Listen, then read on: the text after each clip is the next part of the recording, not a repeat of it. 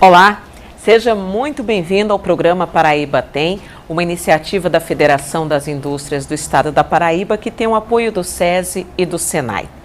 Hoje nós vamos falar aqui sobre três temas muito importantes, todos diretamente relacionados ao desenvolvimento do Estado da Paraíba.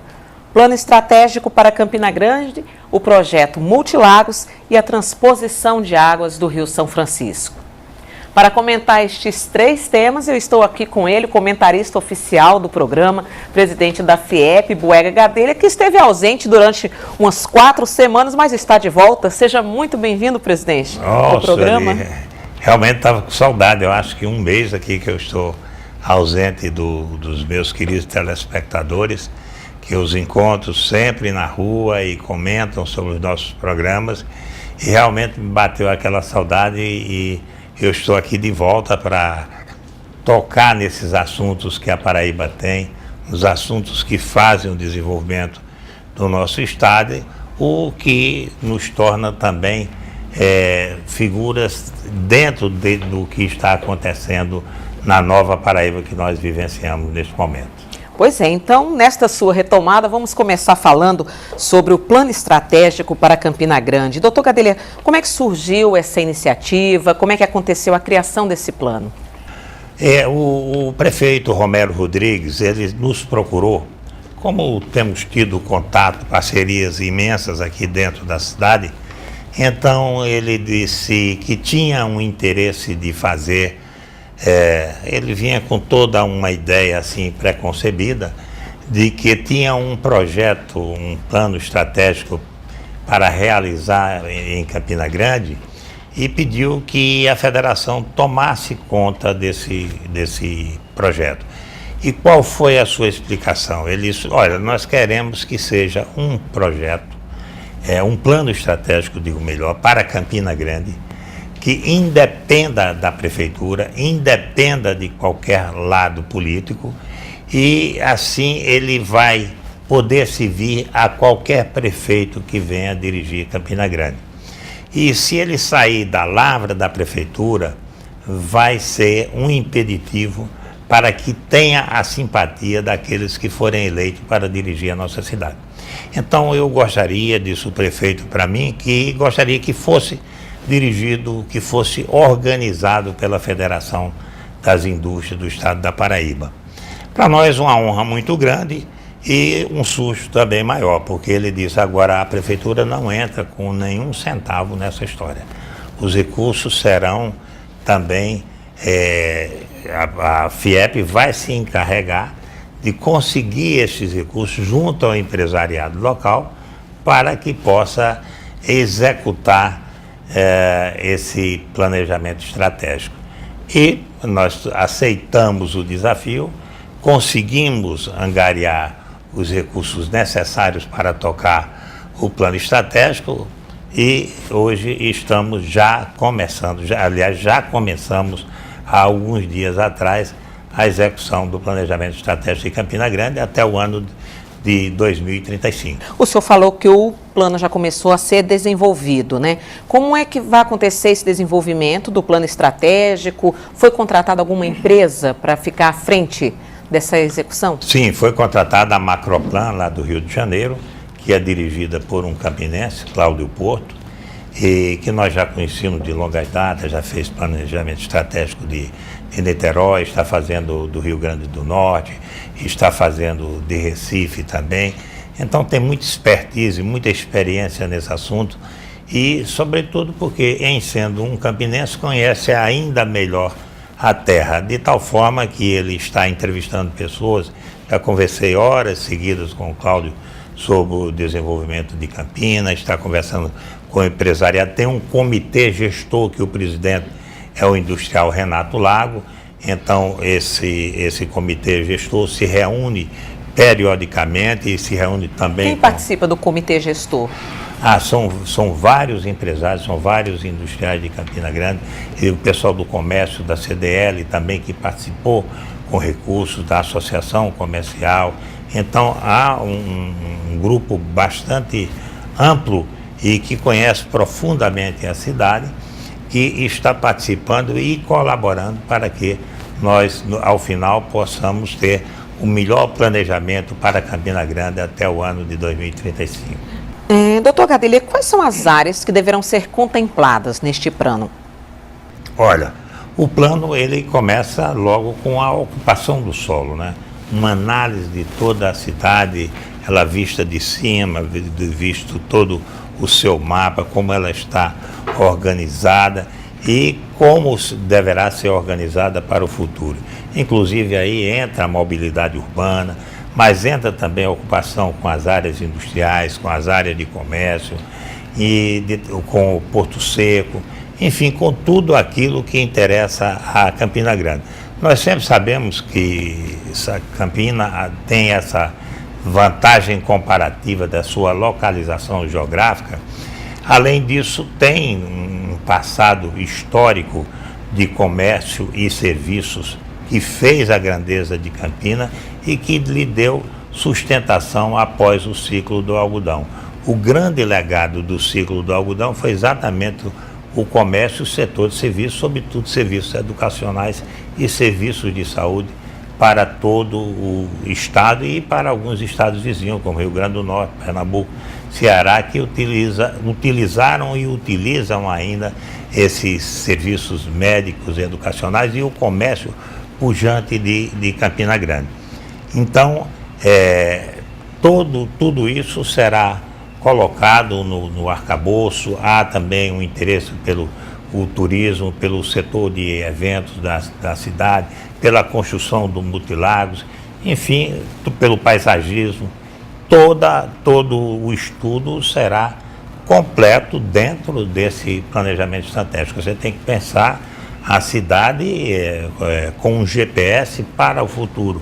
Como é que a cidade vai se desenvolver, quais são os vetores que podem ser adicionados para que Campina possa se desenvolver de uma forma mais rápida e, sobretudo, mais equacionada, mais adequada, mais organizada. Muito bem. Nós vamos ao nosso primeiro intervalo, mas não saia daí. O programa Paraíba Tem volta daqui a pouquinho e no próximo bloco a gente conversa sobre o projeto Multilagos. Até já! A Faculdade Senai deu início às suas atividades acadêmicas, através da aula inaugural do primeiro curso superior, com o tema Automação Industrial, que contará com 40 alunos. A aula foi ministrada por Magno Rossi, diretor da Coteminas e vice-presidente da FIEP. Eu vejo esse curso de automação industrial como uma coisa mais importante que está sendo lançado nesse ano. E é um futuro da sociedade que necessita cada vez mais controlar processos. A Faculdade Senai disponibiliza ampla infraestrutura composta por salas de aulas, laboratórios, bibliotecas, máquinas e equipamentos específicos. Desejar a todos os alunos o melhor aproveitamento possível e disponibilizar toda a estrutura do Senai nessa área de automação industrial, que é o primeiro curso. A indústria precisa de profissionais bem qualificados. Senai, por uma indústria mais competitiva.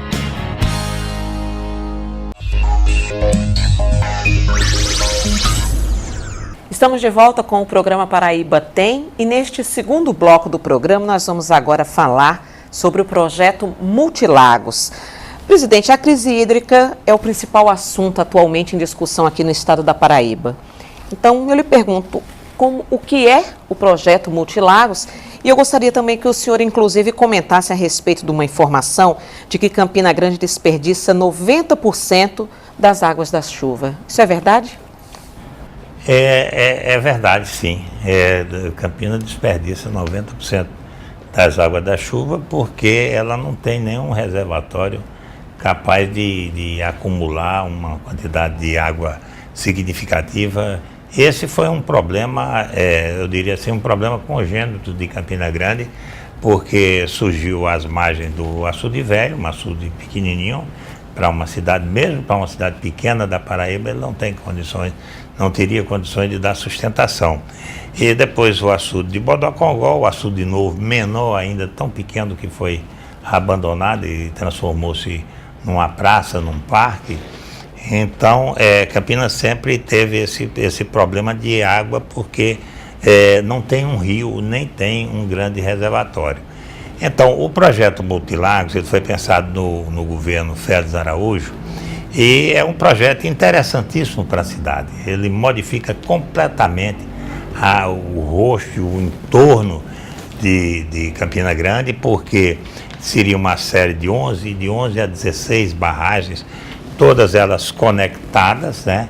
O que acumularia algo em torno de 100 milhões de metros cúbicos, numa região mais fria e de profundidades bem maiores, o que reduziria imensamente a evaporação, porque nós sabemos que de uma represa nós aproveitamos apenas 20% da água, o resto ela vai pela evapotranspiração, ela desaparece por aí e a gente tem um aproveitamento mínimo mesmo de represas, como é o caso de Boqueirão, e que tem uma recarga muito ruim.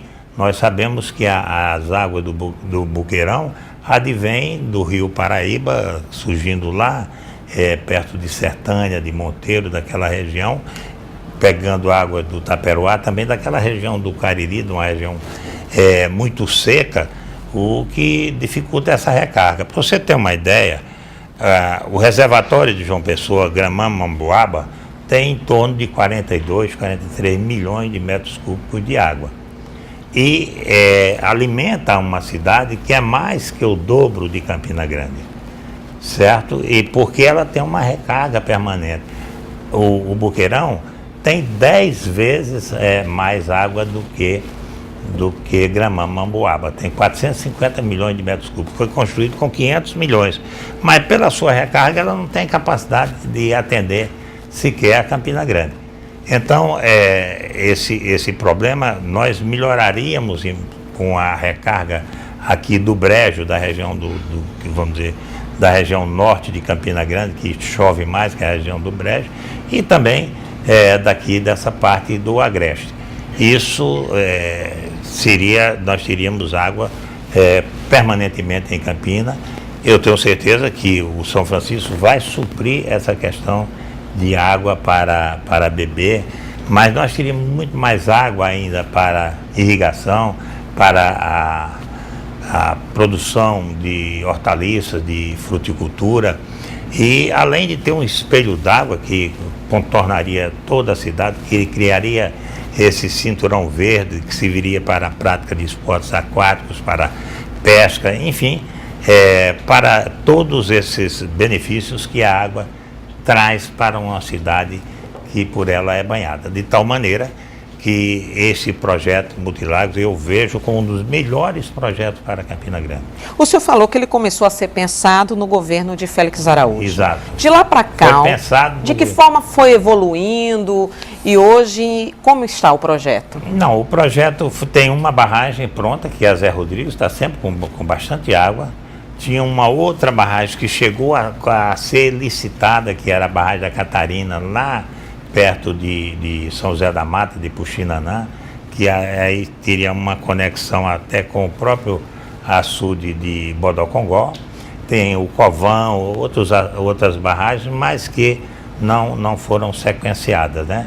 Apenas dentro desse sistema nós temos aí o Zé Rodrigues, que alimenta, é muito bem alimentado, ele está sempre com água. Se você pegar todas as barragens, todas as represas aqui do entorno, aquela que tem mais água é exatamente a José Rodrigues. E isso demonstra que o projeto é extremamente viável e elas ficariam todas conectadas e servindo assim como uma oportunidade de lazer para a cidade também, de paisagismo, de urbanismo, enfim, é realmente algo.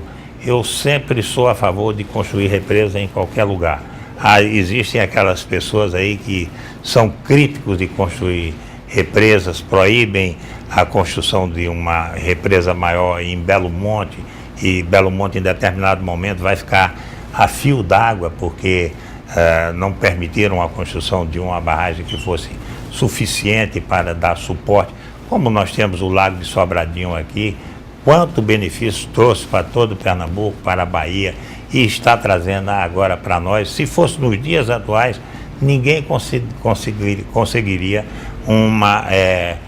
uma liberação do IBAMA, dos órgãos ambientais, para a construção de um lago com Sobradinho, que tem 34 bilhões de metros cúbicos de água, equivalente a 17 Baía de Guanabara.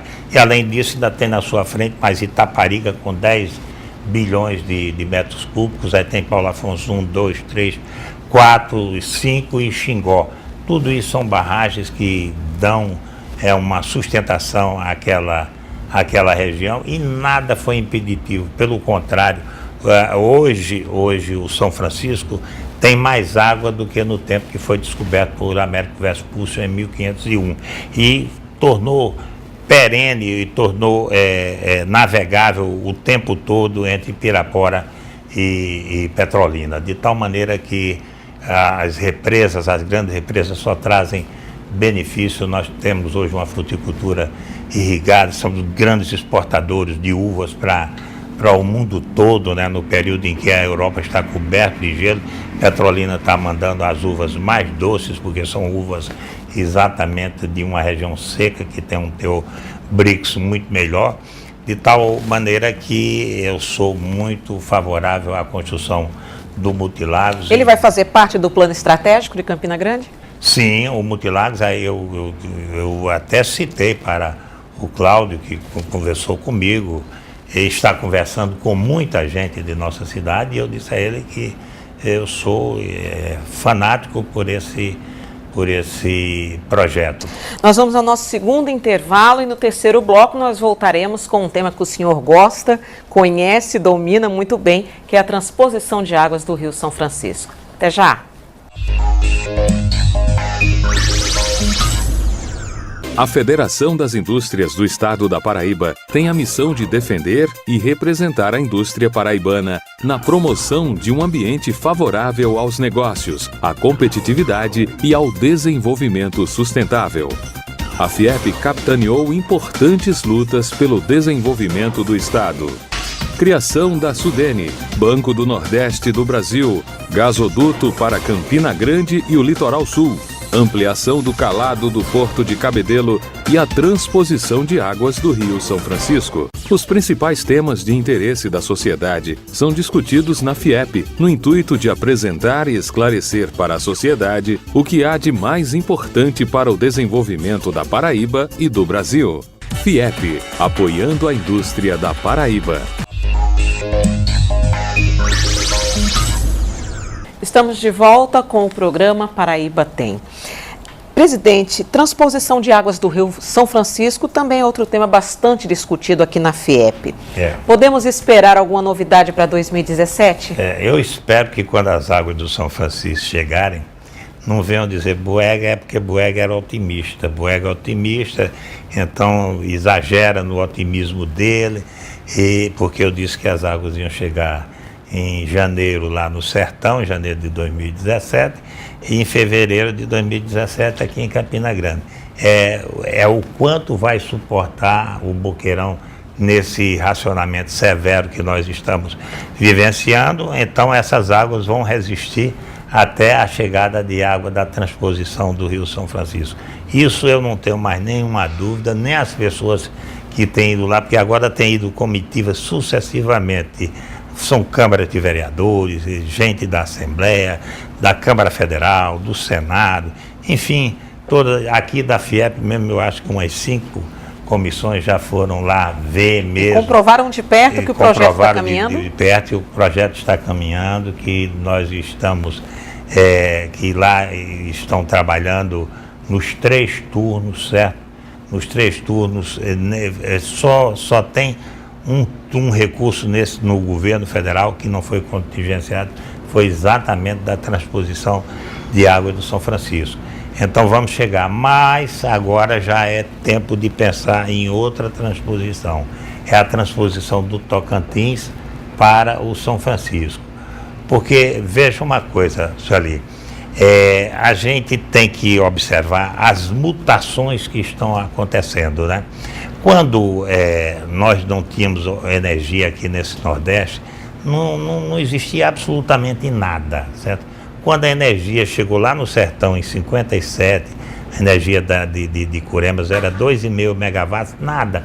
Não dá nem para alimentar hoje a cidade de Curemas, mas alimentar Patos, Souza, Cajazeiras, que eram cidades muito pequenas, de consumo muito reduzido. Hoje a estação da Energisa lá em Souza tem 37 megawatts, naquele tempo era 2,5 para Souza, Patos, Cajazeiras. Então não faz sentido você não ter energia. E hoje nós temos 40% da energia que estamos consumindo no Nordeste é energia eólica. Então nós vamos ter energia eólica para abastecer o Nordeste todinho. Vamos ter, a Bahia é o maior produtor hoje, muita gente ainda pensa que é o Rio Grande do Norte, mas já é a Bahia, depois é o Rio Grande do Norte, depois o Ceará.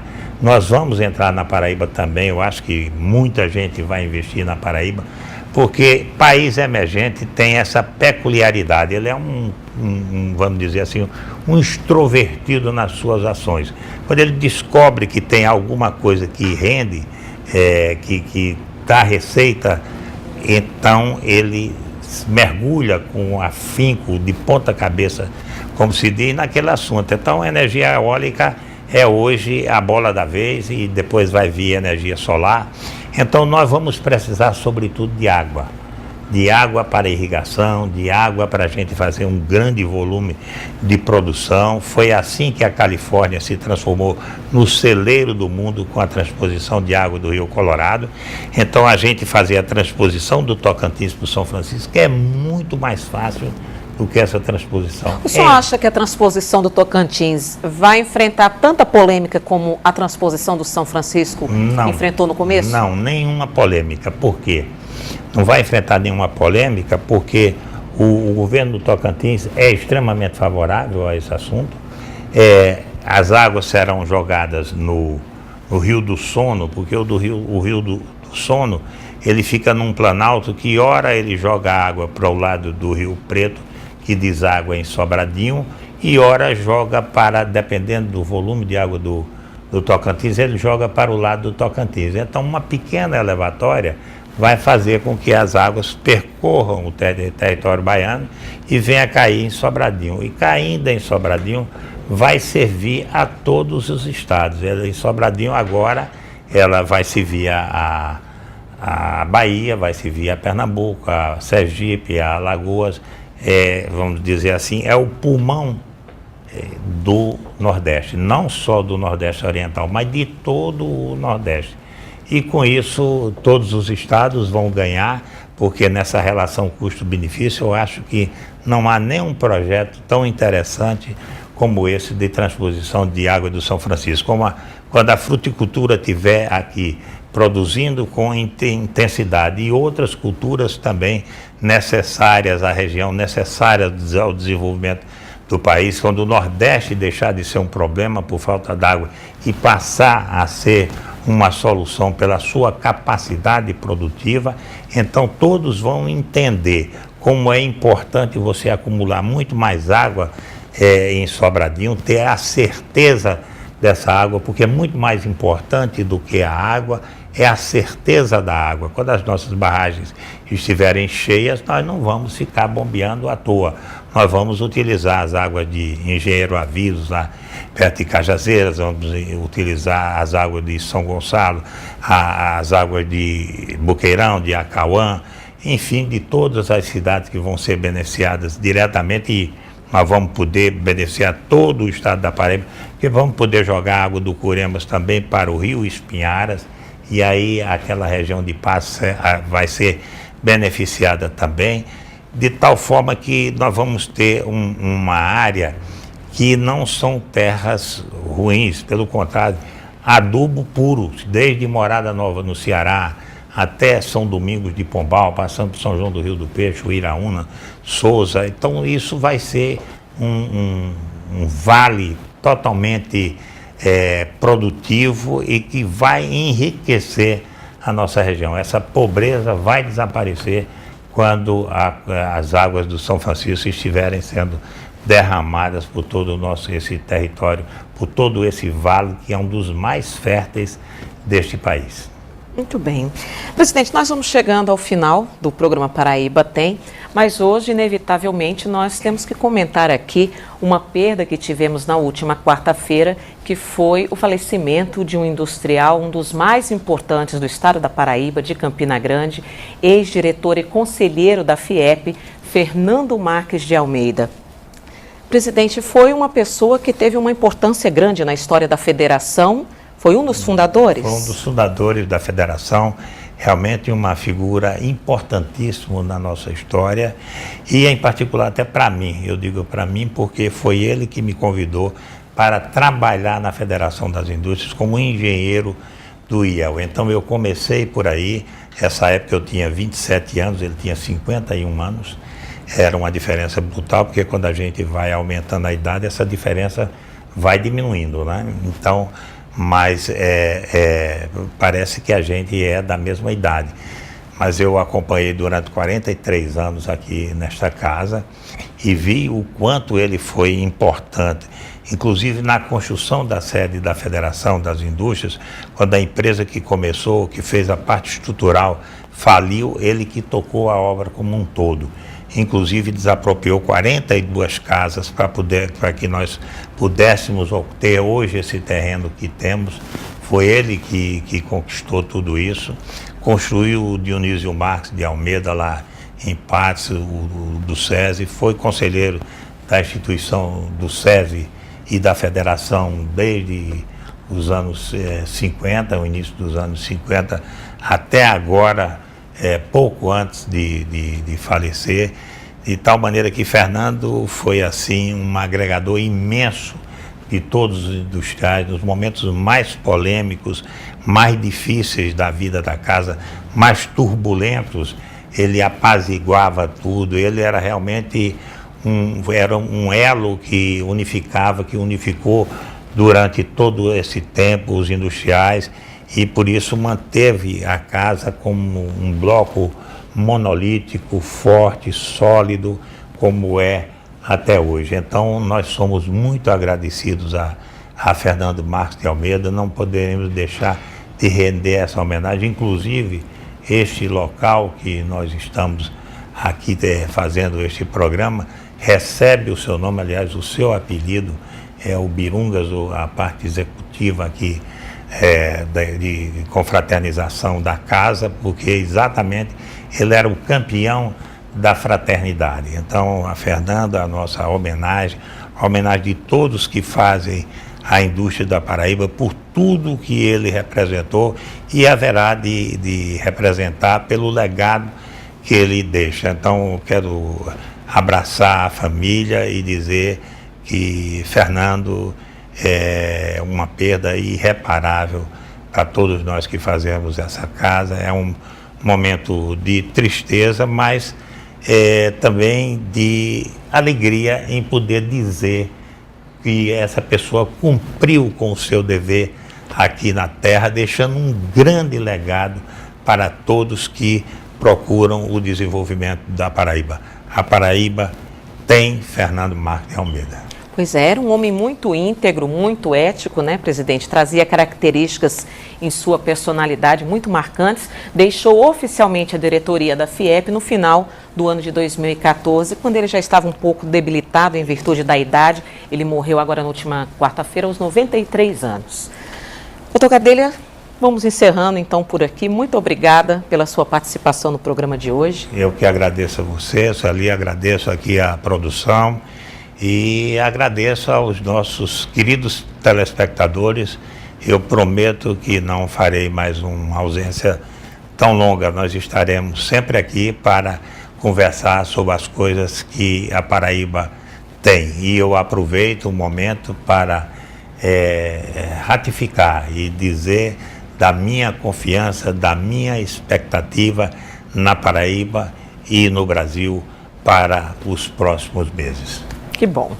A gente volta então na próxima semana. Muito obrigada pela companhia. Lembrando que sugestões, opiniões, é só vocês encaminharem um e-mail para a nossa produção, programa.pbtem@gmail.com. E para rever o conteúdo deste e de outros programas, é só acessar o nosso canal no YouTube. O endereço você vê aí na tela.